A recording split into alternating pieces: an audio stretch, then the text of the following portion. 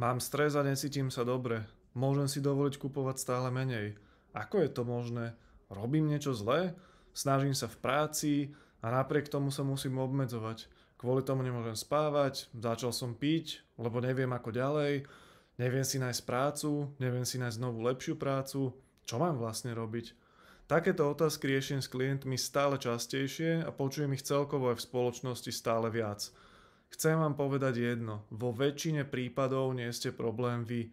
A nie, naozaj to tak nemáte iba vy.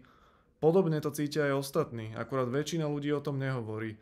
Ide o objektívny spoločenský problém, doba sa skrátka zmenila, je tu konsolidácia, slabšie ekonomické prostredie, ceny citeľne rastú a nie je to o nejakom vašom zlyhaní, je to o realite, v ktorej žijeme.